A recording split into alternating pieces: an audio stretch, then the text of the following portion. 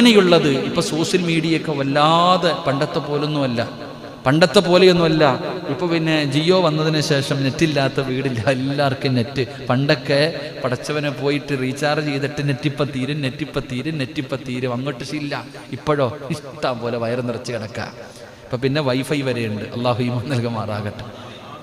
പണ്ട് നെറ്റ് കടം ചോദിക്കൂലേ, അടുത്ത് പോയിട്ട് ഒന്ന് ഹോട്ട്സ്പോട്ട് ഓണാക്കി താപ്പ, ഒന്ന് എനിക്ക് 1 GB ഉള്ളൂ, എനിക്ക് ഇത്രയേ ഉള്ളൂ, 30 രൂപയ്ക്ക് ചെയ്താൽ 1 മാസം ഇത്രയേ പറ്റൂ. ഇപ്പോഴോ ഇഷ്ടം പോലെ പടച്ചവനെങ്ങനെ ഇരിക്കുക. ഇപ്പം തന്നെ നിങ്ങൾ മൊബൈൽ എടുത്ത് നോക്ക്, ഏറ്റവും കുറഞ്ഞത് ഒരു 50 ലൈവെങ്കിലും കാണും പലരുടെയും.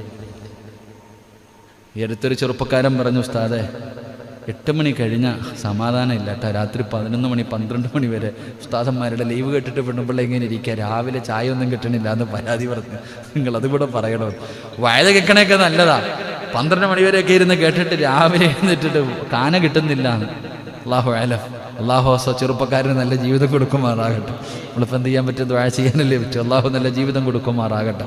എൻ്റെ പ്രിയപ്പെട്ട സഹോദരങ്ങൾ, അപ്പം നാം മനസ്സിലാക്കേണ്ടത് ഇങ്ങനെയുള്ള കാര്യങ്ങൾ നമ്മളിങ്ങനെ എന്തെങ്കിലുമൊക്കെ ഒന്ന് എഴുതിയിടും. ആ എഴുതിയിടുന്നതെടുത്ത് അവരവർക്ക് ഇഷ്ടപ്പെടുന്ന ഗ്രൂപ്പുകളിൽ ഷെയർ ചെയ്ത് മറ്റുള്ളവരുടെ ഹൃദയത്തിൽ ദീനിനെ നാണം കെടുത്താനുള്ള പരിശ്രമം.